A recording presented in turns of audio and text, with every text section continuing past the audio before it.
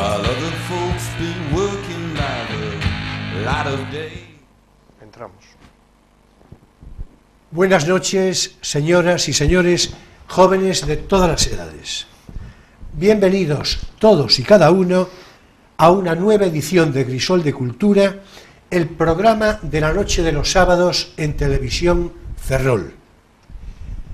Saludos muy cordiales a todos cuantos nos siguen a través de Internet y muy especiales afectos para nuestros espectadores de Iberoamérica. Hoy nos ocupará en conversación un asunto sobre el que prometimos dar cuenta pronto.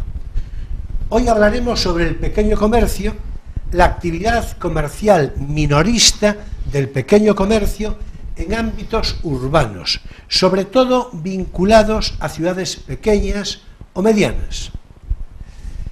Y bien, se ha de recordar que hace no tanto, el pasado día 3 de marzo, habíamos ofrecido hablar ya de esto mismo, pero acabamos por conceder prácticamente todo el tiempo de emisión a las pensiones, al sistema de pensiones y su perspectiva de futuro. O sea, que hoy sí, aquí estamos del todo dispuestos a hablar, ya digo, del pequeño comercio, con todo su intríngulis problemático, sus posibles soluciones de cara al futuro inmediato y, en fin, lo que vaya surgiendo de interés a propósito. Y a tal fin de conversación me acompaña, como es mejor costumbre, Emilio Saldaña, contumazmente situado otra vez a la izquierda, en fin, de manera que no acabamos de recuperar el equilibrio de las cosas, de los conceptos y de las perspectivas geométricas. O sí, ya se verá. Buenas noches, Emilio, bienvenido. Hola, buenas noches. Y cómo no, nos acompaña hoy en nuevo turno de visita Antonio Miguel García Corral, en mayor síntesis conocido como Miguel García, y es que fue con él que acordamos renovar programa para abordar precisamente este asunto del pequeño comercio. Miguel García, ferrolano, nacido en Valdoviño, es un experto economista con experiencia contrastada en la empresa privada. Se ocupó y ocupa de tareas docentes en el ámbito social y universitario y al tiempo dispone de especialización en recursos humanos, logística y comunicación. Por demás, como curiosidad de interés local y social, se ha de decir que es directivo de la prestigiosa y veterana Sociedad Filarmónica Ferrolana y así también está vinculado al Club de Prensa. Bienvenido, Miguel, un placer saludarte de nuevo. Muchas gracias a los dos, gracias. A ver, si te parece, vamos a referirnos en principio a la problemática del pequeño comercio en el ámbito más concreto de la ciudad de Ferrol y una vez que orientemos adecuadamente el asunto, pues ya podrá servirnos para una aplicación más amplia y universal, más generalizada. Con esta perspectiva, veamos de centrar la cosa en las líneas maestras de cuáles sean las circunstancias más afirmativas y también las negativas que pueda ser lo más favorable y lo más desfavorable que celebra o que soporta el pequeño comercio en Ferrol. Y porque estamos y emitimos desde Ferrol para el mundo, y eres tú además miembro, como acabo de decir, activo de la Sociedad Filarmónica Ferrolana, pues se ha de decir de modo castizo a la ferrolana una frase muy propia que se usó durante muchos años y que aludía al popular músico ferrolano Juan Malde, Juanito Malde, se ha dicho en su memoria. Adelante, maestro Malde. Bueno, a ver si estamos a la altura del maestro, ¿no? A ver, el pequeño comercio de Ferrol tiene cosas buenas y cosas malas y a lo largo del programa las hablaremos, ¿no? Tiene cosas buenas, por dar algún golpe, algún titular, que muchas veces Decimos negativamente que Ferrol está envejeciendo, es cierto, tenemos un problema a medio o largo plazo, decimos que tenemos demasiados jubilados, pero desde el punto de vista del pequeño comercio, ¿qué es un jubilado? Realmente un jubilado es una persona con unos ingresos no demasiado elevados, tristemente, pero muy estables, conforma un tipo de clientela particular. Bueno, y habrá que decir, disculpa, que el promedio de las jubilaciones en Ferrol sí, seguramente es algo más amplio, algo más alto, quiero decir, que la media habitual. Claro, sí. Las jubilaciones que vienen... La construcción naval, naturalmente. Claro. Me refiero a los vinculados a la construcción naval. Lo vinculado a la construcción naval y todos los que se jubilan por edad en el ámbito militar, sobre todo en la Armada, sí, los que se vienen antes sí, no, y otros sectores. Esa precisión creo que era importante. Porque, y sí que es verdad que, pues mira, tirándonos de cabeza esto conforma que el pequeño comercio de Ferrol tenga algunos comercios, si me apuráis, orientados a un nivel adquisitivo medio alto, claro, y otros comercios orientados a otro tipo de nivel adquisitivo, ¿no? Sí que es verdad que si hablamos del comercio de Ferrol habría que diferenciar lo que son los barrios, que más o menos todos son muy parecidos en las ciudades pequeñas y no tan pequeñas, ¿no? Porque realmente cuando alguien vive en Madrid y piensa en comprar en Madrid, no piensa en cambiar de barrio, realmente compra en su barrio, hace una compra de proximidad y después va celebro el comentario, a una gran superficie. Porque esa circunstancia es algo que yo vengo diciendo, siempre dije, claro, no tanto desde el punto de vista comercial, cuanto sociológico. Es decir, los barrios de las grandes ciudades en realidad son ciudades dentro de las ciudades. Claro. Quiero decir, y entonces hace uno la vida alrededor. Yo viví un periodo breve, en fin, en Madrid y, bueno, y también en otras ciudades, pero digo el caso de Madrid porque, y en ese periodo breve recuerdo que muy pronto tuve relación de curiosidad, de vecindad, claro, con personas alrededor claro, por cierto, de un mercado de proximidad. Por ejemplo, recuerdo, es decir, era un mercado en la calle Ayala, es decir, que bueno, pues había por allí un mercado, bueno, pues es verdad, es decir, las relaciones entre las personas se conforman alrededor, en ese caso el barrio de Salamanca. Sí. Bueno, bien, podría ser otro, sí, y otro cualesquiera en otra ciudad, pero en ámbito, es verdad, es una ciudad dentro de otra ciudad, se vive de ese modo, con lo cual en términos sociológicos muchas cosas son coincidentes, sin duda, con la pequeña ciudad. Con la pequeña ciudad, con el pueblo grande o con el núcleo de aldea donde hay a lo mejor 2 tiendas y se hace la vida allí. Eso exactamente, pues venga. Hay particularidades, es verdad que si vives en Canido la diferencia orográfica hace que bajes o no con menor frecuencia, si vives en la zona de Esteiro, si vives en los Ensanches, si vives en Caranza, eso es distinto. Si nos centramos en el barrio de la Madalena, en lo que es el centro, esa costumbre tan ferrolana de llamarle Ferrol a eso, estar en Ferrol y decir voy a Ferrol, hombre, así es. ¿Y dónde estás, amigo mío? ¿Dónde estás? Sí, no, pero así es. Y es curioso porque esto sucede en Ferrol, no es una cosa que suceda con frecuencia. Vigo, por ejemplo, viví en Vigo, Vigo también es un ayuntamiento que ha crecido mucho en el último siglo, de hecho a principios del siglo pasado era la 7ª de las ciudades gallegas y hoy es la primera. Por número del siglo XX apenas tenía 30.000 habitantes. Por eso digo, era la 7ª de las 7 ciudades y hoy es la primera. Y también es una ciudad que se hizo sumando ayuntamientos, sumando concellos, como también hizo Ferrol. Pero nadie que está en Coruxo, o en Corujo, depende de cómo se quiere decir, nadie dice voy a Vigo. Se sabe en Vigo y va al centro, va a Príncipe o va a donde sea, ¿no? Sí, eso es curioso. Porque tiene otra característica sociológica Vigo. Yo Vigo lo conozco, yo viví en Vigo, mi hija nació en Vigo, o sea que ella se siente del todo ferrolana, ¿no? Pero nació en Vigo y además ahora trabaja en Vigo, con lo cual mira por dónde, ¿no? Sí. Pero Vigo tiene unas características muy concretas, por cierto, relevantes y muy de estimar, ¿no? pero es verdad, obedece a otro criterio. Sí. El caso concreto de Ferrol yo creo que tiene que ver con referencias de arraigo histórico. Sí, hay cierto comercio que viene dado por... No, digo la curiosidad de decir Ferrol solo por la Magdalena, ¿no? Sí, pero yo creo que tiene que ver con circunstancias... Sí.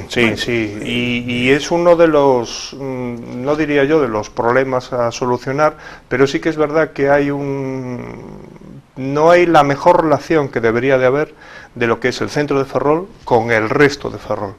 Es curioso que esto suceda, y esto sería una de las cosas a mejorar y a tratar que podemos hablar después, ¿no? Bueno, la relación de Vigo y Ferrol es curiosísima, teniendo en cuenta que hace pocos años una nacida en Ferrol fue alcaldesa de Vigo y un nacido en Vigo fue alcalde de Ferrol. La verdad es que las relaciones entre Ferrol y Vigo son de ciudades que se parecen más de lo que parece. Bueno, y hace no tanto, hablando de Torrente, decíamos que se había casado con una chica de Bueu, en fin, que no es Vigo, pero es la provincia, sí, ¿no? es la provincia. Claro. Pero sí suceden cosas que bueno, hay, como decías antes, hay ventajas e inconvenientes que trataremos, pero después hay lo que se dice oportunidades. Yo creo que una persona que pueda estar hoy pensando en montar un negocio, Ferrol tiene varias posibilidades, probablemente poco explotadas y que deberían de tener en cuenta. Bueno, yo, con lo que acabas de decir en general y con ese final en particular, en fin, estoy totalmente de acuerdo. Pero ya tengo ganas de que nos diga algo Emilio, que seguramente estuvo por ahí, es decir, ¿verdad? Fijándote, claro, yo creo que sí. Y ahora ya va la condensación del pensamiento, ya la va a poner en marcha. Pues adelante. Hombre, lo que decías de que los barrios son como ciudades pequeñas dentro de una confederación, yo lo noté la primera vez que estuve en Madrid unos días con una prima que tengo viviendo allí. No se movía del barrio, nada. Para ella era una aventura, como para mí ir a Madrid, para ella ir al centro. Y no era un barrio periférico del todo, pero bueno, es verdad. Es toda la vida, uno hace la vida alrededor en un barrio grande, claro, porque yo creo que tiene que ver, eso ya sería otra cosa y otro programa, pero yo creo que tiene que ver con la psicología de las relaciones personales, es decir, el sentido de lo próximo, del prójimo, el concepto de vecindad, que además eso en Madrid, una ciudad tan acogedora. Madrid es una ciudad hospitalaria por excelencia, es decir, además yo creo que es un ejemplo de ciudad hospitalaria inequívoca, es decir, pero inequívoca. Yo creo que es eso. Es decir, yo creo que es la psicología de la vecindad, de la proximidad. Entonces, claro, uno se encuentra a gusto en su casa. Yo le sumaría también a los tiempos, ¿no? Realmente cuando llegas a tu casa, a tu piso, a tu barrio, después de las tareas obligadas, el trabajo, etcétera, tus actividades, realmente, si en ese momento dices, ¿qué hago con mi ocio hasta la hora de irme a dormir, ¿no? Realmente me desplazo, me llena o me compensa desplazarme X tiempo, X minutos, X kilómetros, porque todo se mide, lo medimos normalmente en kilómetros, pero realmente deberíamos de medirlo en minutos. ¿Cuántos minutos, si yo estoy, qué sé yo, en Lavapiés, me lleva a ir a la zona de los 3 museos? Sí, para ir a última hora a los museos, porque tengo una entrada gratis o lo que sea, realmente me lleva lo que me lleva, ¿no? En Madrid sí que se produce cierta permeabilidad, un poquito más a lo mejor que en otras ciudades, porque tienen el metro, y realmente el metro de Madrid es una maravilla. Hay muchísima gente además que tiene un billete razonablemente barato. Pero yo interrumpí a Emilio, porque estabas diciendo, yo simplemente subrayaba eso de que es verdad, que eso es verdad, a que lo pensé cuando lo estabais diciendo vosotros. Hombre, Ferrol, claro, comparado con Madrid, pues efectivamente es un barrio de Madrid. pues entre Canido y el centro hay quizá más relación que entre otros barrios. Es que cuando decías que los barrios no tienen todos la misma relación, aunque todos se parecen en comparación con el centro, sin embargo no tienen todos la misma relación con el centro. No. Hay barrios que con la misma proximidad están como mucho más conectados y hay mucho más fluir de gente y de vida entre el centro y ese barrio y otro que no. El centro siempre va a tener la ventaja de tener el ayuntamiento, de tener algunas de las entidades a las que tienes que ir, aunque ahora ya Hacienda se movió hacia afuera, pero bueno, lo que es el ambulatorio principal sigue estando está en la Plaza de España, está pegado al centro, entonces el centro siempre va a tener esa ventaja, ¿no? Pero bueno, sí que es verdad que el centro ha ido perdiendo cosas muy importantes, porque realmente ¿qué buscamos hoy o qué busca alguien que piensa en ir a otra vivienda? ¿Qué está buscando? Pues básicamente está buscando dónde dejar el coche, es decir, está buscando un garaje y después, no necesariamente todo el mundo, pero piensa en el ascensor, sea por edad o sea por niños pequeños o sea por comodidad de subir las bolsas o los paquetes que traes para casa, ¿no? Bueno, eso y ahí ha perdido una consideración que afecta a la ciudad de Ferrol, pero en general, es decir, ya sería uno de los motivos que van a dinamizar o que resultan imprescindibles, claro, para que favorecerían, ¿no? Pero si piensas, Julio, en el centro de Coruña, por ejemplo, lo que rodea, por ejemplo, la plaza de Pontevedra, o lo que está entre María Pita y Pontevedra, ¿no? Por buscar un centro, ¿no? Que todos más o menos podemos conocer. Claro. El porcentaje de viviendas con ascensor y el porcentaje de viviendas con garaje, aunque el garaje es un poco menos, es mucho más elevado que ese mismo porcentaje en lo que es el barrio de la Magdalena. Sí, porque y eso en el caso de Coruña mucho. Es que yo precisamente viví por ahí, por donde estás citando, en Coruña, quiero decir, y yo tenía ascensor, mi casa tenía ascensor en la calle Rosalía de Castro. Sí. Es verdad, la gran mayoría tienen ascensor, pero eso tiene que ver por cómo creció Coruña. Es decir, sí, porque esa es una parte mucho más nueva en comparación a nuestro barrio de la Magdalena. Esa zona hoy está asimilada como centro inequívoco, pero centro, y sin embargo, desde una perspectiva de evolución urbanística, es ensanche. Sí, eso es ensanche. Con lo cual... La ciudad vieja y las pesqueiras. Y lo demás es ensanche. En efecto. Entonces, claro, está asociado a eso. Bueno, bien, aparcar estas cosas. Pero bien, relacionado con Ferrol de una manera más directa y más universal, en todo caso, también aplicado al pequeño comercio, ¿qué circunstancias favorecen en Ferrol, o en su caso, en otras pequeñas ciudades, una dinámica favorable para el comercio?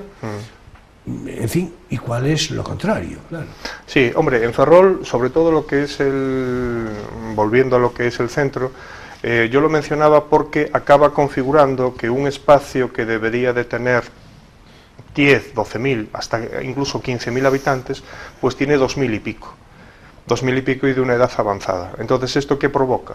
Que las tiendas del centro están muy pocas o relativamente pocas pensando en esa población, porque es muy poca población, y está pensando más en la gente que viene de fuera, aparca y hace cierta cantidad de horas de vida en Ferrol, ¿no? Entonces, por eso quizá durante muchos años Ferrol tenía un comercio, y más o menos lo sigue teniendo, por ejemplo, lo que es el sector zapatería, muy bueno. Incluso yo y parte de mi familia que hemos estado entre Coruña y Ferrol, incluso en los mismos metros cuadrados había mejor comercio de zapato en Ferrol que en Coruña, que me llamaba mucho la atención gente que iba a Coruña a comprar zapatos, cuando yo veía los dos y veía eso. Hay algunos comercios que algunos han desaparecido, claro, pero otros se mantiene y se nota por eso, ¿no? Por este grupo de gente con un nivel económico medio alto que hablábamos antes, profesionales de Navantia, gente uniformada con X nivel, X rango, y profesionales que han venido de fuera, de otros sectores, que conforman un comercio curioso. Y después hay quizá comercios que se echan de menos y que podrían funcionar, vuelvo a decir, orientado a pensar en cómo es la población de Ferrol. es una población algo más envejecida, no mucho más, porque los números son tozudos, pero algo más envejecida que otras ciudades, pero con un nivel de ingresos de media no muy elevado, pero muy estable, porque hay un porcentaje que viene de las pensiones, y las pensiones no son muy elevadas, excepto los grupos que decíamos antes, del naval y de la armada, pero son ingresos muy estables.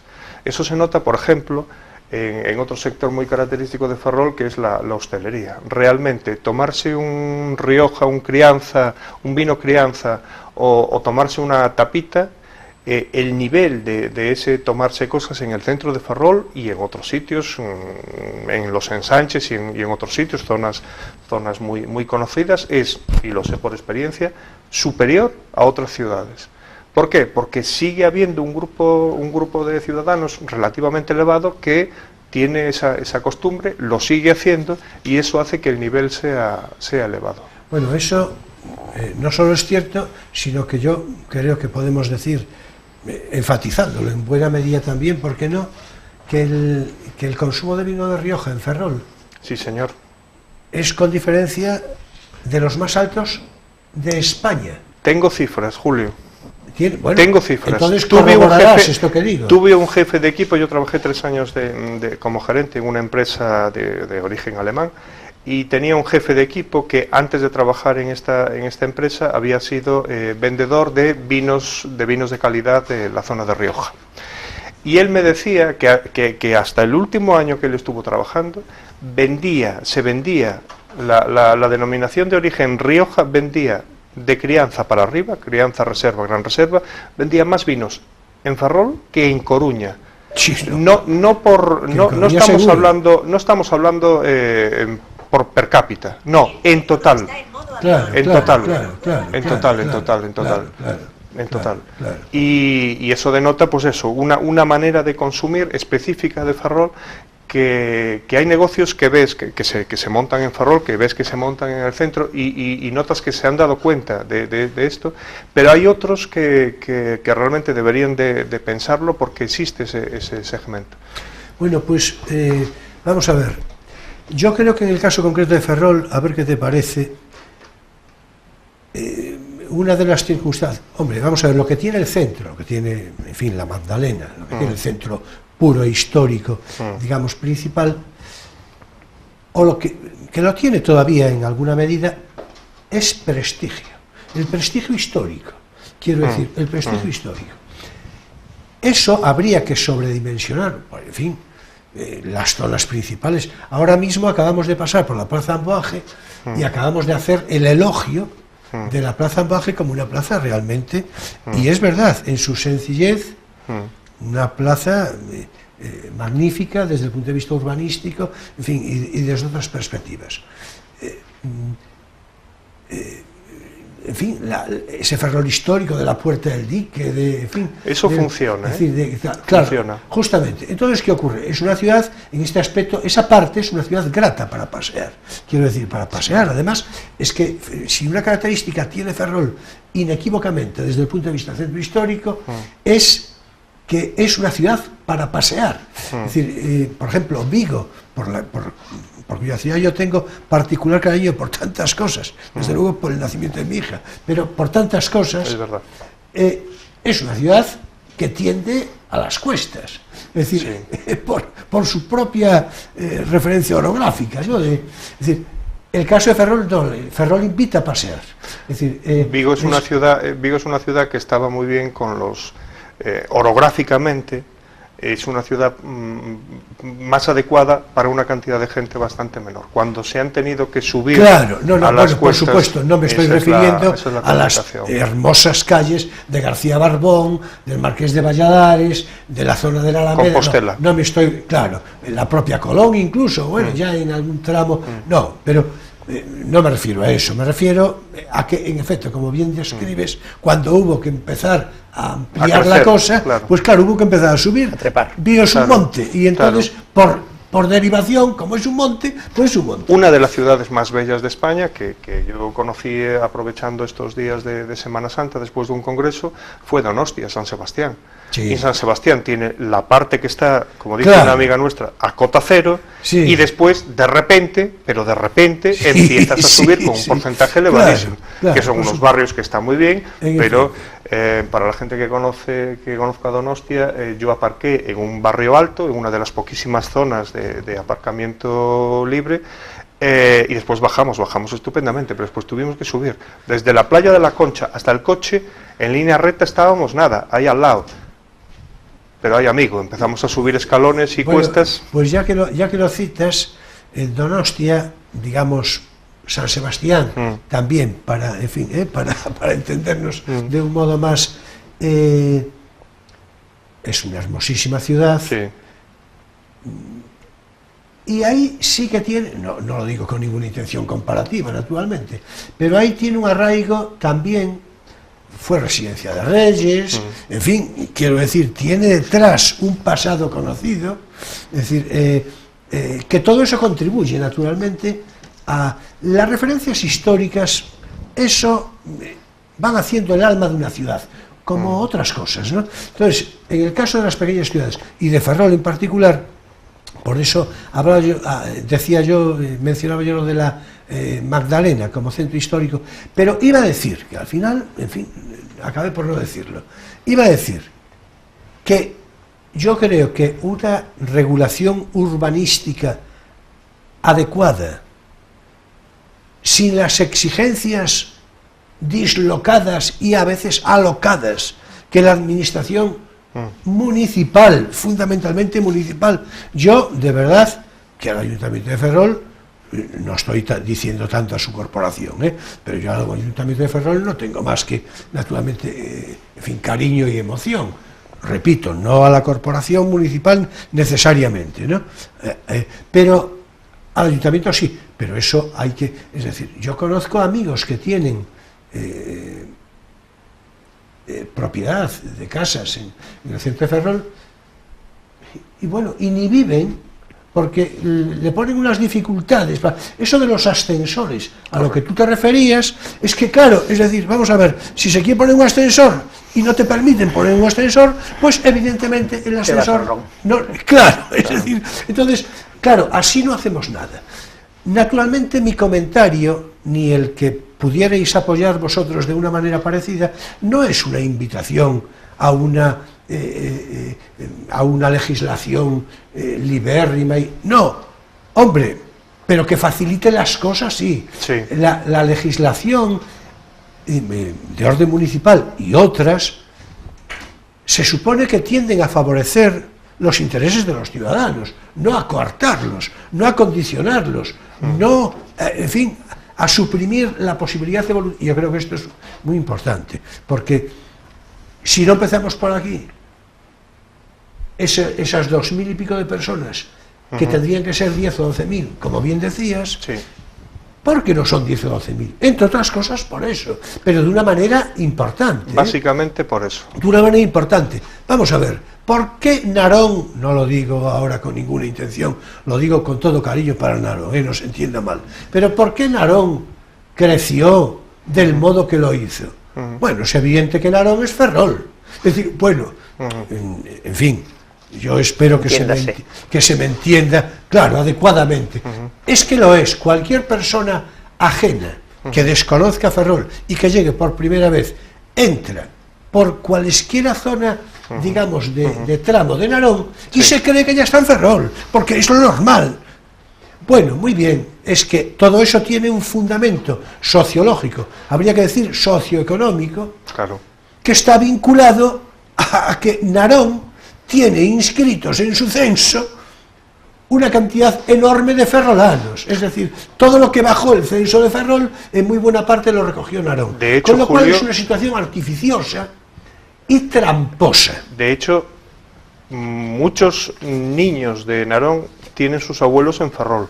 Bueno, pues sin comentarios, Muchas veces está claro. en los centros de Ferrol ves a un montón de niños que los están cuidando sus abuelos pero que viven en Narón. Claro. Eso sucede, pero por ponerlo muy sencillo, ¿qué quiere hoy una persona, una familia, y por lo menos esta generación? A lo mejor dentro de 30 o 40 años esto ya no es tan necesario porque los coches serán de otra manera y a lo mejor la propiedad de los coches será de otra manera. Pero lo que quiere básicamente es lo que decíamos antes, quiere un garaje y quiere un ascensor. Quiere un garaje y quiere un ascensor. Entonces, una de las soluciones claras que tienen los centros de las ciudades, y sobre todo un centro tan organizado como es el de Ferrol, es que se tiene que hacer respetando todo el patrimonio, y se puede hacer porque se pueden respetar perfectamente las fachadas. En Coruña hay varios ejemplos en el centro de respetar las fachadas y de unir los edificios por dentro. Entonces, con plantas y respetar fachadas. Exactamente, respetas fachadas, coges a lo mejor dos números en vez de uno, y eso ya te permite en la parte de atrás o donde el arquitecto estime que se puede hacer el ascensor. El garaje es otra historia. La mayor o menor peatonalización del centro. Yo soy más partidario de más peatonalización que menos, pero sí que es verdad, porque hablas con los comerciantes que te dicen el ancho de las calles de Ferrol es el que es. No estamos hablando del ancho de las calles, por ejemplo, de Pontevedra, que sería el ejemplo de peatonalización que se pone siempre. Y ojo, que el número de pequeños negocios del centro de Pontevedra ha bajado en los 2 últimos años. Una bajada leve, pero sí que es verdad que ha bajado, que es una ciudad donde yo he trabajado un año y se nota una cierta bajada de tal, porque sí que es verdad que el encanto que tiene vivir en el centro de una ciudad, pero con el coche lejos y con transportar determinadas cosas a mano, pues cuando llega el primer niño o la primera dificultad, pues el encanto baja. Claro, sin duda. Bueno, disculpad. Enseguida volvemos con la conversación, pero ahora hemos de dar paso a nuestro espacio divulgativo. No tienes por qué saberlo.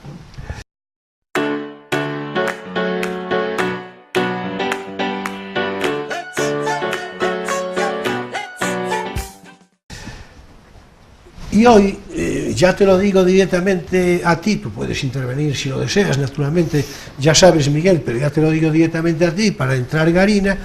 Hoy, después de que en los últimos programas pues nos hayamos referido de manera más o menos incidental a Montero Díaz, el erudito ferrolano.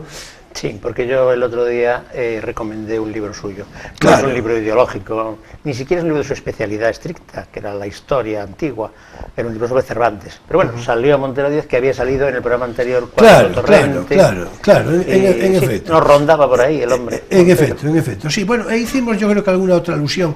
Claro, vamos a ver, Montero Díaz, decía yo un erudito ferrolano, el otro día decíamos aquí un sabio, y alguien que estaba presente en el momento, bueno, quien nos acompañaba, dijo tal cual, un sabio, es decir, sí, reafirmó, porque era un sabio en el sentido renacentista, y además un sabio precocísimo.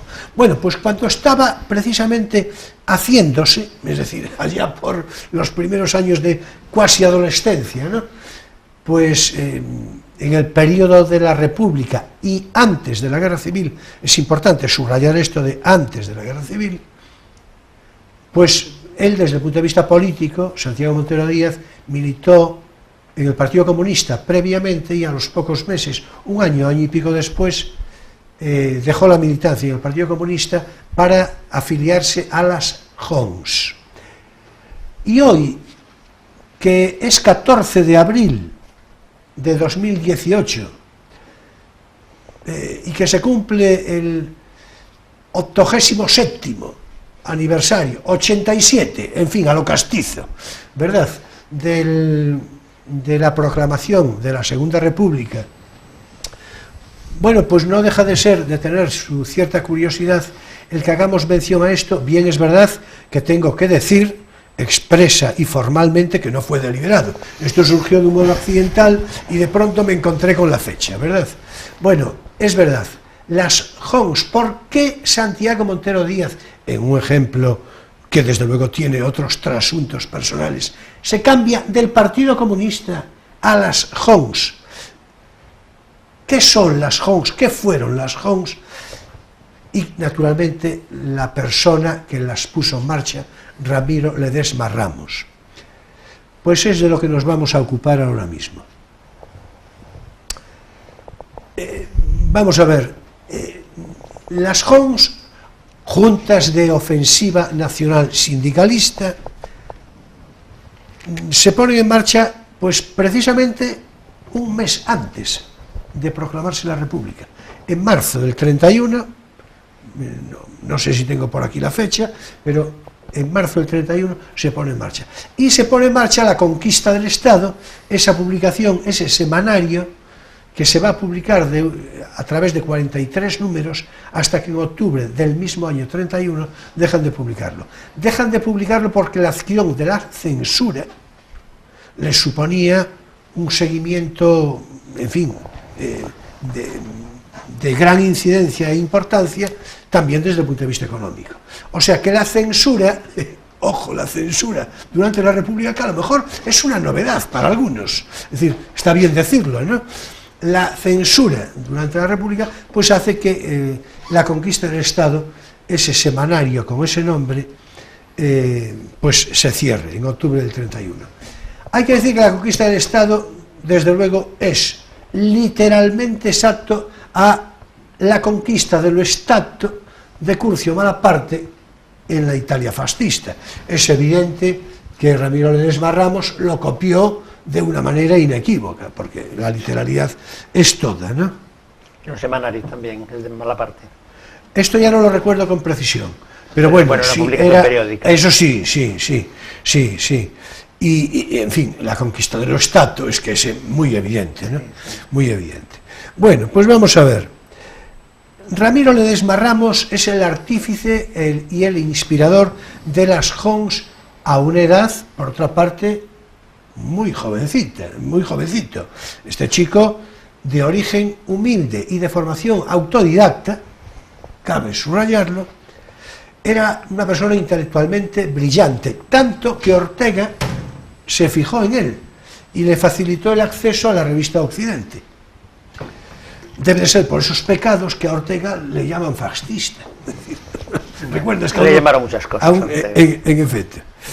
En fin, veamos pues algunas muestras a propósito del ideario político de Ledesma Ramos y en consecuencia de las JONS. Así proclama por escrito la conquista del Estado en ese año 1931. Y ya empezamos a ver por qué o por qué no, en fin, va a depender de la opinión de cada cual, por qué puede haber ese trasunto, ¿no? De cambio, Partido Comunista, JONS, Partido Comunista, JONS. Tengo que decir una cosa. Yo que tenía previsto, ya hace días, hacer este comentario, y no tienes por qué saberlo, que te lo preanuncié a ti oportunamente, en todo caso, de una manera circunstancial, lo hablé con alguien hace 2 o 3 días, alguien que yo creo que tiene, si no militancia, desde luego simpatías comunistas muy marcadas, muy marcadas. Yo es una persona a la que aprecio particularmente, creo que él a mí también, en fin, desde referencias y diferencias ideológicas, ¿no? Y comenté esta circunstancia, porque tengo que decir que ve el programa de una manera asidua, y entonces le dije, mira, voy a hablar de esto, y comentamos el suceso, ¿no?, de Montero Díaz, tal. Cuando le dije lo de que eso del Partido Comunista, las JONS, no se extrañó en absoluto. Dijo, bueno, eso ocurrió bastante, sí, en una proporción, sí. Claro, por eso me parece de clarificarlo y de citar literalmente algunas de las frases que yo creo que podrían explicar todo esto. Escriben las JONS, el espíritu de Ledesma Ramos, en la conquista del Estado en el año 31, cosas como estas. Un grupo compacto de españoles jóvenes, esta es la declaración de principios, se dispone hoy a intervenir en la acción política de un modo intenso y eficaz. No invocan para ello otros títulos que el de una noble y tenacísima preocupación por las cuestiones vitales que afectan a su país y desde luego la garantía de que representan la voz de estos tiempos y de que es la suya una conducta política nacida de cara a las dificultades actuales. Nadie podrá eludir la afirmación de que España atraviesa, entonces, claro, acaso hoy también, una crisis política, social y económica tan honda que reclama ser afrontada y resuelta, decía la conquista del Estado, con el máximo coraje.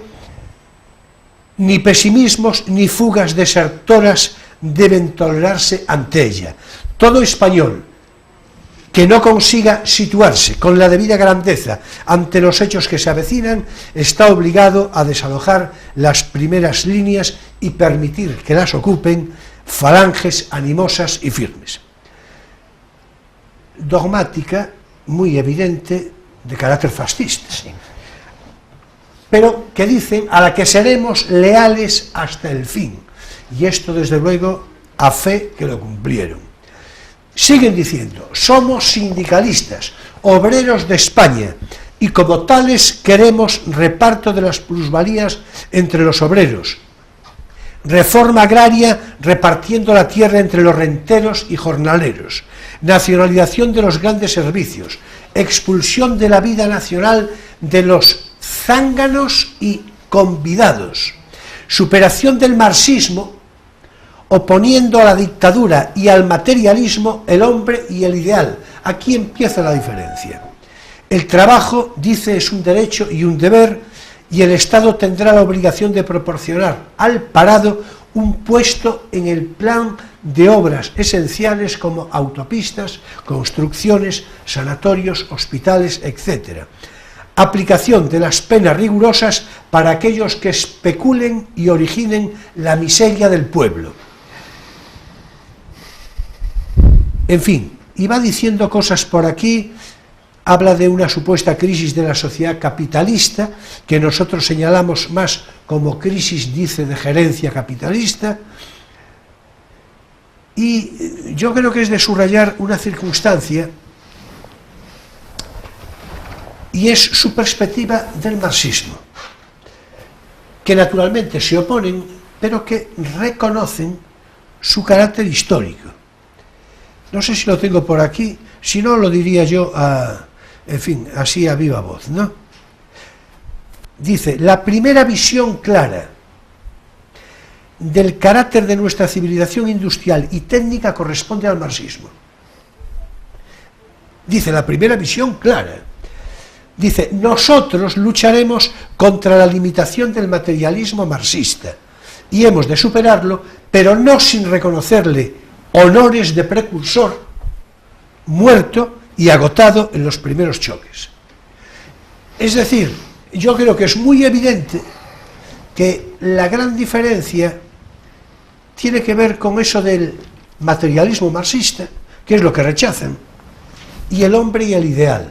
Yo creo que es la referencia, en definitiva, en cierto modo religiosa, la que va a diferenciar de una manera marcada, porque, desde luego, la actuación revolucionaria contra la sociedad capitalista, yo creo que tiene, o no, tiene un sustrato, ¿no?, muy, en fin, y por no cansar con esto, dice, nacemos con cara a la eficacia revolucionaria. Por eso no buscamos votos, sino minorías audaces y valiosas, buscamos jóvenes equipos militantes sin hipocresías frente al fusil y a la disciplina de guerra. Yo creo que está claro, de toda claridad, ¿no? Y hay que decir una cosa que tiene su curiosidad y que tú y yo creo que hablamos algunas veces. Yo desde luego lo hablo con alguna oportunidad, y es que cuando ya tristemente al fin estalla la guerra civil, quienes mueren, naturalmente asesinados o fusilados, ¿no?, son todos los dirigentes falangistas y de las ONGs. No muere ningún líder de izquierdas, ni uno. Pero ni uno, digo líderes políticos, con ni uno. Es decir, bueno, lo estoy subrayando tanto que tú creo que estás...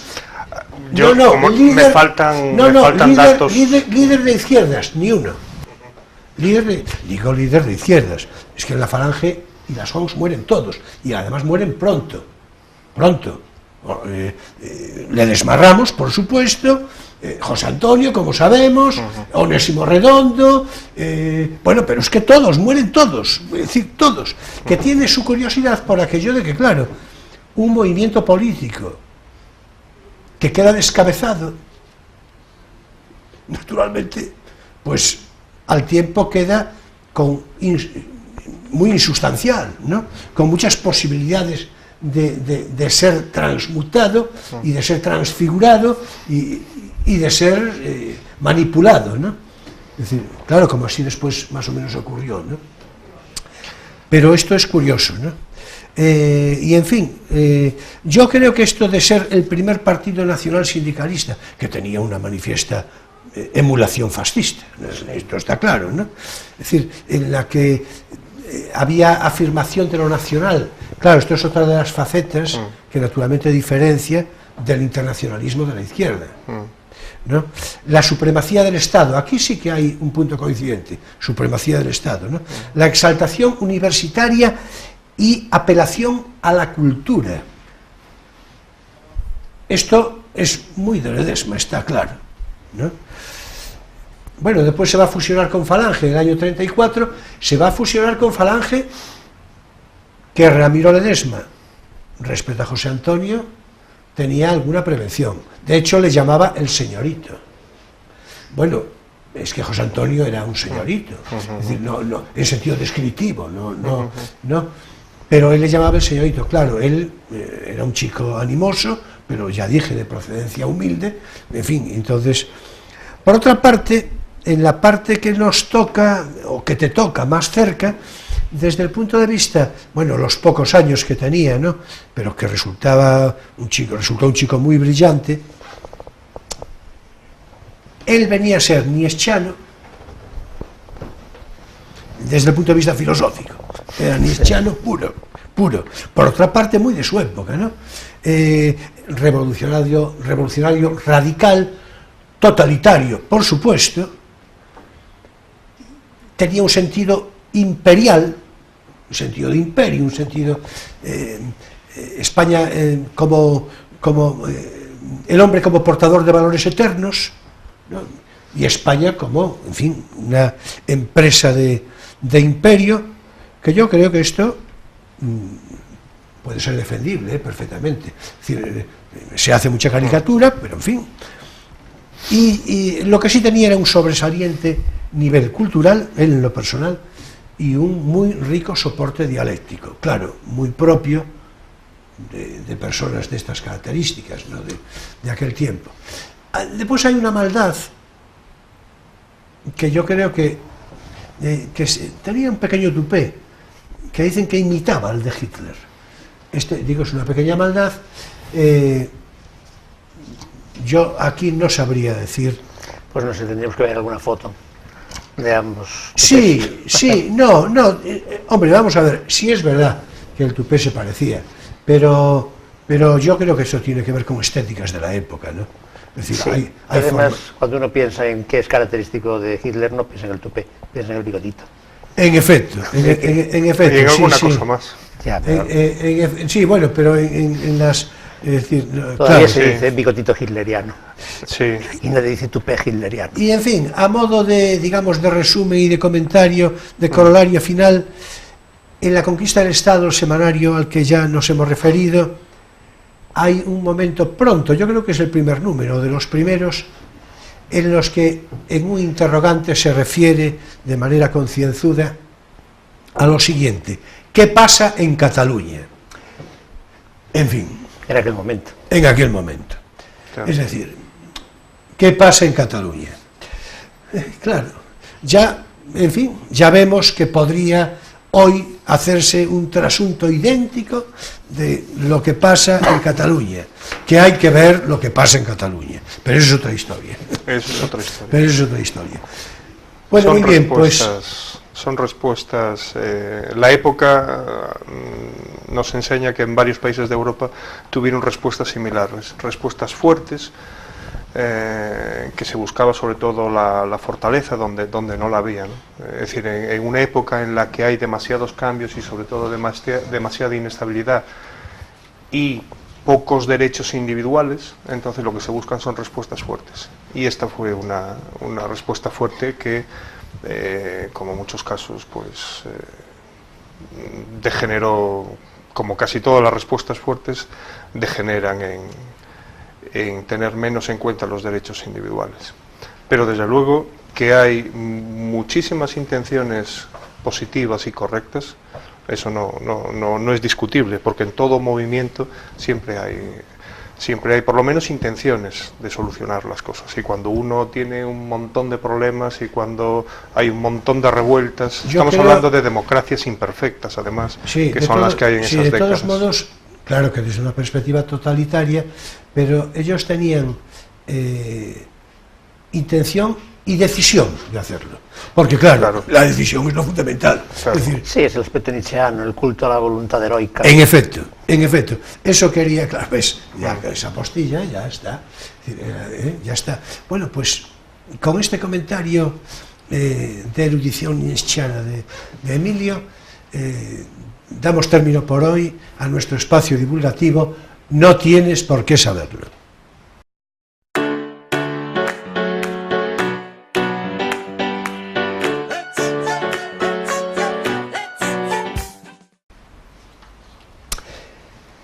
Y bueno, ya estamos con lo nuestro otra vez, y lo nuestro, pues ya se sabe que es el pequeño comercio. A ver, vamos a plantear así alguna cosa, porque claro, no tengo que decir, y que claro, el tiempo, ¿verdad? Vosotros no miráis el reloj, os creéis que esto, que yo voy a acabar por poner ahí un reloj de sol, perdón, de arena. De arena, sí, es decir, el de sol es un poco más complicado. Sí, porque el foco no se mueve. En efecto, pero voy a acabar poniendo aquí un reloj de arena y todo se andará, ¿no?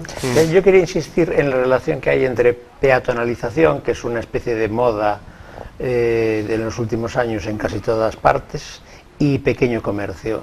Hay como la idea de que el pequeño comercio necesita acceso con coche, que los coches favorecen el pequeño comercio, quejas de los comerciantes en zonas determinadas, por ejemplo aquí el Cantón, cuando se hablaba de peatonalizarlo más y tal, y sin embargo hay posiciones que defienden lo contrario, que en realidad la gente que pasea pues se para más, y que el comercio que no vende cosas pesadas que se pueden llevar en la mano y tal, pues ropa, zapatos, pues se vería incluso beneficiado por la peatonalización. Entonces, tú como economista, ¿cómo lo ves? ¿Qué datos hay o qué opiniones hay más allá de los datos? Siempre ponemos, sobre todo en Galicia, siempre ponemos el ejemplo de Pontevedra, porque es algo que se ha hecho relativamente hace poco tiempo y que tuvo bastante éxito y sigue teniendo. Sí que es verdad, como os decía, que bajó un poco el nivel de comercio, pero un poco, y además existen más motivos. Existe la crisis, existen unas autopistas de peaje muy caras, existe el desarrollo de otros barrios, que cuanto más se desarrolle un barrio, más oferta tiene ese barrio, menos necesidad de centro hay, ¿no? Pero ¿qué sucede? Tú lo decías muy bien, lo que es la compra menuda, lo que necesita una persona que no vive en el centro de Ferrol y quiere ir lo que necesita es no tener el coche muy lejos, no necesita llevarlo.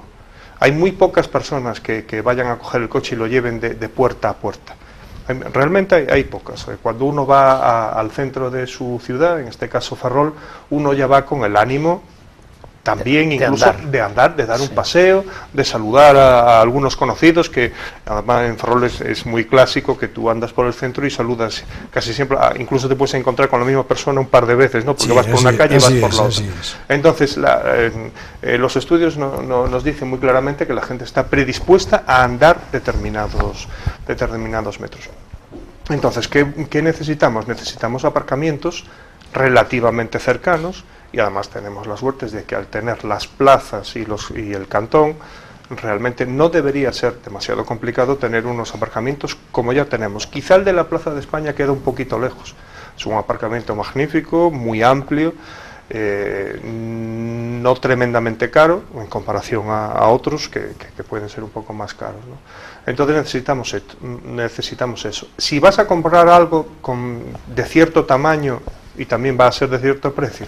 Realmente una de las salidas de los comerciantes, y ahí desde aquí les animo, es a que implementen, como ya existe en alguna ciudad europea, algún sistema por el que tú encargas tu cosa y o te lo llevan, o te lo lleva el comercio, y si el comercio es demasiado pequeño y no tiene esa capacidad, la asociación de comerciantes o las distintas asociaciones de comerciantes te lo puedan llevar. Hay distintas soluciones para esto, pero sí que es verdad, yo he hablado con algunos de los dirigentes de los comerciantes, que el tamaño de las calles de Ferrol invitaría, aunque yo soy más partidario de peatonalizar más que menos, sí que es verdad que el tamaño de las calles de Ferrol sí que puede invitar a que sea una peatonalización, digamos, suave, que permita cierto tránsito de algún tipo de vehículos, que podrían ser, por ejemplo, microautobuses.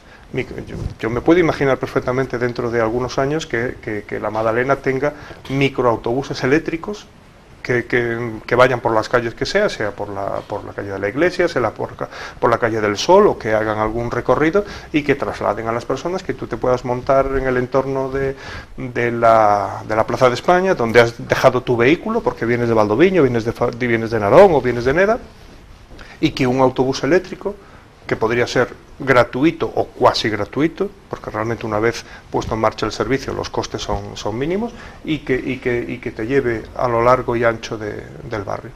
Esa sería una posible solución a lo que dices. La alternativa de los microbuses, yo lo celebro, yo creo que sí, que en efecto celebro el comentario que haces, porque es una de las posibilidades, ¿no? Y después yo creo que la peatonalización tiene bastante que ver con una obligada pedagogía, ¿no? Claro, una pedagogía que resulte fecunda. Y en este sentido ya soy un poco, ahora mismo, a la fecha de hoy, ya soy un poco más pesimista. Es decir, tú mismo acabas de decir que, bueno, peatonalización sí, ma non tropo, es decir, claro, vamos a ver, yo voy a contar, es verdad que una anécdota suelta no es sino eso, ¿no? Y no supone categoría en consecuencia, pero yo creo que es bastante ilustrativa. Bueno, en primer lugar, yo, como seguramente cualquiera de vosotros, yo tengo algún caso particular de alguna persona conocida que tuvo que cerrar su negocio. Bueno, el último no hace tanto, por la zona de las Angustias. Por la zona de las Angustias. Un día cerraron, bueno, la verdad es que esa zona a la que me refiero, prolongación del Cantón y la Angustia, que cerraron, los coches dejaron de entrar. Yo creo que es un mal ejemplo, iba a decir un buen ejemplo, un buen ejemplo de lo que no debe ser. Es decir, o un mal ejemplo de lo que están haciendo, ¿no? Nosotros nos acercamos allí y a lo mejor resulta que desde el punto de vista urbanístico pues decimos, ¡ay, qué bien quedó! Mira un banquillito aquí, una cosa... No, el asunto es la operatividad. Tú párate allí, pasea un poco si quieres por esa zona de la plaza de... en fin. Allí no hay vida. Pero no hay vida ni se le espera, por parafrasear la frase de Fernández Campo, ¿verdad? Dicho a la memoria de don Sabino, ¿no? Ni se le espera, allí no hay vida, es decir, la vida la cortaron de una manera, pero vamos, de un tajo, es decir, no hay vida, no tengo que decir que estoy diciendo paseo, no hay, entonces, claro, pues, yo creo que es un caso claro del mal criterio que se sigue, y la anécdota, ya más personal, más directa, tiene que ver con una ocasión reciente, esto es un poco chusco, pero fue así, en un establecimiento muy conocido de Ferrol, muy conocido, en fin, no quiero decir el nombre por aquello de la publicidad, pero muy conocido, persona, puedo sí decir el nombre de la persona, de su regente, y a lo mejor ya nos da pistas. El nombre es Emilio, y Emilio no eres tú, naturalmente. Yo no tengo negocio. Pero tú ya te vas dando cuenta más o menos quién pueda ser. Bueno, pues yo me acerqué allí, lo conozco, por otra parte, tengo una relación, tengo hasta un cierto principio de amistad con él, de hace bastantes años, me acerco, lo saludo, tal, y de vez en cuando, pues le voy a comprar es un establecimiento dedicado a ultramarinos y estas cosas, y entonces pues, una botella de... Bueno, aquel día llovía a mares, y yo había pasado por allí antes, no recuerdo por qué necesidad concreta, y dije, bueno, Emilio, si tengo oportunidad vuelvo, le dije, si tengo oportunidad vuelvo. Claro, iba a hacer otra cosa, la hice, bueno, al fin volví, un par de horas más tarde, al fin volví. Pero volví con el coche, claro, por supuesto. Si no, no podría volver. Volví, hice lo que no se debe, aquello de montar la acera, en fin, haciéndolo de una manera, en lo posible, cívica, si es que son compatibles los dos. Si es que eso es posible. Si es posible. Porque era una cosa muy breve, naturalmente, sí. Y entonces le dije, eran 12 euros, ¿verdad? Me dijo, sí, ya estaba, 12 euros, perfecto. Y salí corriendo. Y recuerdo que me dijo, dije, disculpa, que tengo ahí el coche. No, claro. Y dice, bueno, pues mira, pues, ¿quieren peatonalizar? Me dijo, ¿quieren peatonalizar? Me utilizó una expresión que además, él es un hombre muy educado, pero utilizó una expresión un tanto soez y despectiva, diciendo... dice, esta venta yo no es que no la hiciera, es que esta venta es la segunda que hice en toda la tarde, no quieren que haga ni esta venta. Es decir, claro. Bueno, hay un fondo de verdad en eso, es decir, es evidente, hay un fondo de verdad porque está claro que yo, si no llevo allí el coche, yo no compro ese día. Quizás otro, pero ese día no. Repito que esto es una anécdota, no una categoría, ¿no? Pero entre comercios que cierran y tal, no es peatonalizar por peatonalizar, tiene que haber una referencia de cierta costumbre, un cierto arraigo. Yo tuve oportunidad de conocer hace no tanto la ciudad de Logroño, que es, yo creo que se puede decir que modélica, desde el punto de vista de cómo afrontaron la peatonalización. Pero es que la peatonalización de Logroño, ¿cómo diría yo? Es una peatonalización inteligente. Yo creo que, vamos a ver, si lo de la angustia que acabo de citar, es que es el colmo, porque hace falta, vamos a ver, hace falta ser muy limitado, pero muy limitado para decidir una peatonalización de eso, de una parte así sin más, sin observar las consecuencias y sin saber, bueno, ¿por qué estoy haciendo esto? Pues yo creo que, claro, la gente no se para a decir, a veces, ¿verdad? No nos paramos, ¿por qué hacemos algo? Yo creo que ahí, en Logroño, mira que es una ciudad distante, ¿verdad? Digo, a efectos de... Es una peatonalización inteligente. Alrededor de un perímetro muy próximo a las calles, a la zona peatonal, muy próximo. O sea, circulan coches, de tal manera que los coches circulan, tú puedes bajar y ya estás en la zona peatonal, ya estás, quiero decir, pero no te implica que necesariamente son unas zonas muy determinadas, bueno, repito, inteligente, y hecha, en todo caso, hace años, que, en fin, también eso va arraigando la costumbre, ¿no?, y todo esto. Pero bueno, la alternativa de los microbuses que apuntaste, por eso me parece yo creo que es una circunstancia posible. Pero repito lo que dije hace un buen rato. El que desde el punto de vista de eso que se llama la administración, se faciliten las cosas, se facilite la vida ciudadana, se facilite la vida, señores, se facilite la vida. Es decir, es que es increíble, ¿entiendes? No puede ser que el articulado, en fin, eso no puede ser. Es decir, la vida, se trata de una vida saludable, una vida incentivadora, una vida estimulante. Es decir, y claro, a veces da la impresión de que o hay una cierta perversión en las formas, o una cierta dejadez, o directamente que no se saben hacer las cosas. El barrio de la Magdalena, lo decíamos al principio, en el barrio de la Magdalena viven 2000 y pico personas y tendrían que vivir 4 o 5 veces más. Ese es el principal problema del comercio del centro de Ferrol. El principal problema es que es un comercio dimensionado para muchísimas más personas de las que viven. Entonces, la cuestión es cómo hacer que esas personas u otras personas quieran vivir en Ferrol, quieran vivir en el centro de Ferrol, porque Esteiro no tiene ningún problema, que han ido hoy bastantes menos problemas con las últimas reformas. En la zona donde yo vivo, en la zona del auditorio, estamos encantados, metemos el coche en el garaje y damos todos los paseos que queramos. ¿Qué sucede en el centro? Esa es la cuestión. ¿Qué quiero yo a la hora de vivir en una vivienda? No a la hora de ir a un sitio a pasear. Son dos problemas distintos. A la hora de vivir, yo quiero un garaje, si puede ser en el edificio, y si no puede ser cerca, pero cerca de verdad. Cerca porque hay días que llueve, y hay días que llevo bolsas, y hay días que llevo al niño. Entonces quiero un garaje cerca, muy cerca. Yo creo que, sin querer hacer ninguna polémica, las distintas plazas y los cantones son los sitios adecuados para tener los aparcamientos y alguna zona que se pueda crear a mayores. Bueno, ya todo con brevedad, porque se nos fue el tiempo. Es decir, si quieres apostillar algo, casi... ¿tú ves redondeando esto ya? Pues por sumar alguna solución más al pequeño comercio, aparte de lo que decíamos, de que estudien realmente qué necesitan las personas que viven en Ferrol o que van a Ferrol a comprar.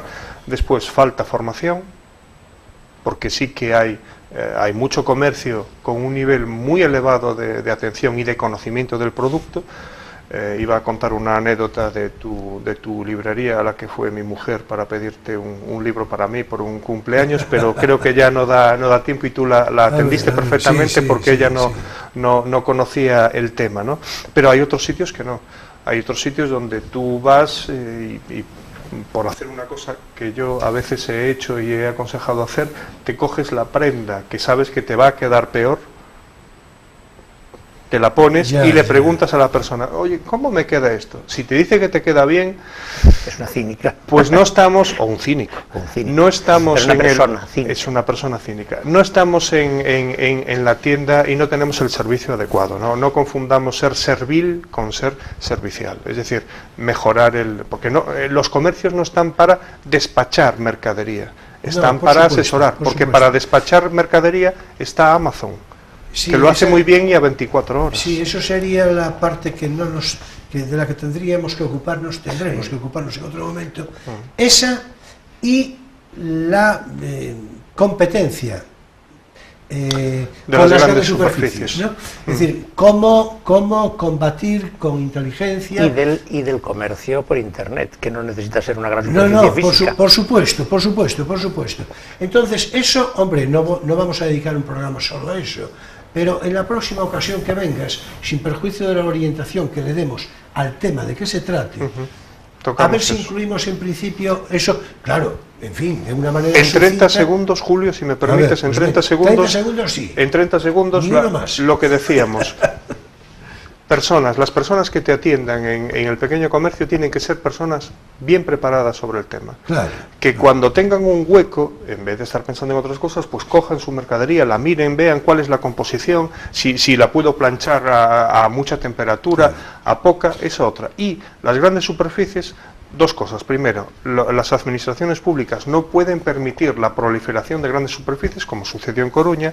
Y lo segundo, ojo, las grandes superficies son un problema y al mismo tiempo son una oportunidad, porque si hay un comercio local cerca de una gran superficie, la gran superficie va a atraer a unos clientes que no iban a ir por propia iniciativa, y esos clientes, depende de cómo sea la gran superficie, se pueden también repartir a lo que rodea esa gran superficie. Entonces, bueno, a veces es una ventaja. En la próxima oportunidad tratamos de explicar cómo captar, cómo aprovechar, cómo el pequeño comercio puede hacer para aprovechar esa proximidad de las grandes superficies. Ofreciendo lo que las grandes superficies no pueden, una atención más personalizada, producto concreto. Lo que ocurre es que ahora mismo no podemos explicarlo.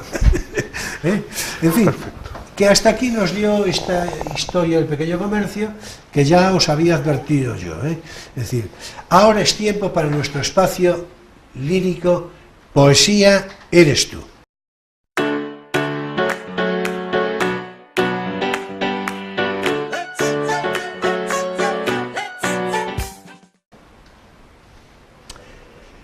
Y hoy serán, no te lo había dicho, creo, ¿no? No. Unos versos femeninos, unos versos de mujer, los que nos ocupen en lectura. Veamos. Josefina de la Torre Millares, aunque en realidad es conocida como Josefina de la Torre, vinculada a la generación del 27 y seguramente oscurecida por la presencia de tantos hombres en la generación del 27, Josefina de la Torre Millares fue una poetisa, bueno, diga usted poeta si prefiere, que a mí me va a ser igual y a ella me temo que también. Novelista igualmente y hasta actriz y cantante lírica, o sea, no será por registros variados, nacida en Las Palmas de Gran Canaria en el año 1907 y fallecida en Madrid hace relativamente poco, en 2002. Hoy, como digo, nos ocuparán sus versos, que en este caso recojo de la revista Alfar en su número 48 del mes de marzo del año 1925. Se trata de 3 composiciones escritas por Josefina de la Torre en el año 1923, o sea, cuando la autora tenía tan solo 16 años. Dicen así: Domingo. El sol en la playa tiene juegos de niño pequeño con el mar y las sombrillas. Juego incierto y un correr deprisa de una a la otra esquina. Y una nube que pasa blanca para dar sombra a la playa dormida y apagar el azul y el rojo de las caras bajo la cretona de la sombrilla. Versos de tu recuerdo es el siguiente poema. El viento trae todo el rumor por el camino arriba. Tú subes con el viento dentro de mí, en mi ensueño, lejos y cerca, distinto y el mismo. Yo te espero junto a la tarde, claridad dormida, y el viento trae todo el rumor, distinto y el mismo. Y ya por último, noche.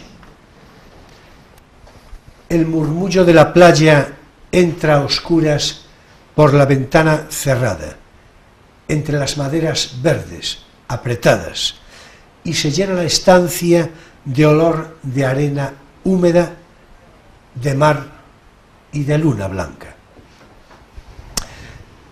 Versos amables, emotivos, frescos, risueños y evocadores, versos de ensoñación y buen gusto, desde la inteligencia poética dulce e ingenua de Josefina de la Torre, de los brillantes y luminosos 16 años de Josefina de la Torre, miembro de la generación del 27, creo que conviene recordarlo. Y hasta aquí por hoy nuestro espacio lírico, Poesía eres tú.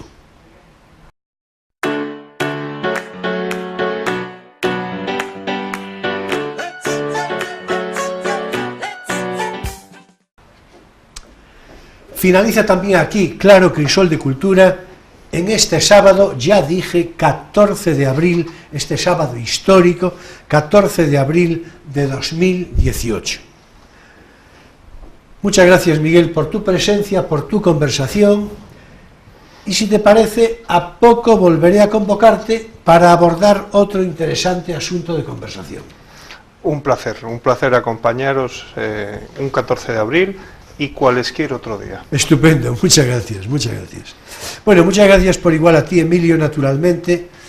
No anunciaré por esta vez quién pueda ser el invitado de la próxima semana. Para dejar ahí un poquito de sí, suspense. Porque estoy todavía deshojando la margarita de uno u otro, que hay circunstancias e intereses y hasta posibles geografías de por medio que pueden determinarme a la elección preferente de este o aquel. Y además, por fin, deshojar la margarita es simpática y bella tarea, característica y muy propia de la primavera.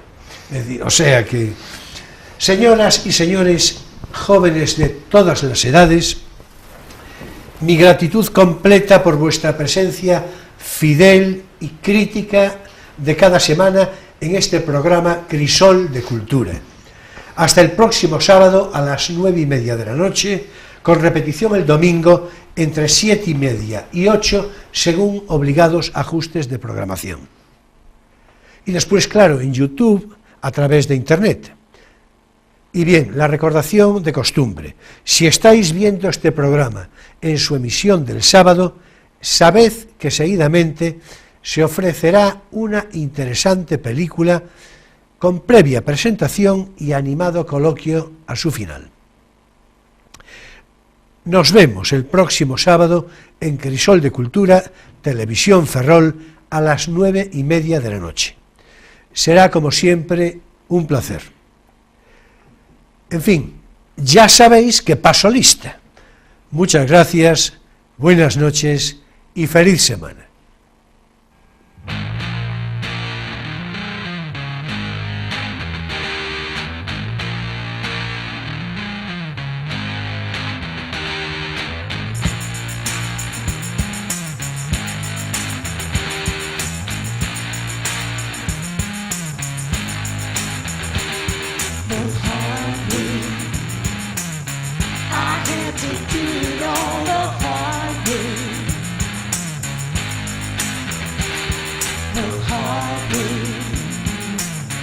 I had to do it all the hard way.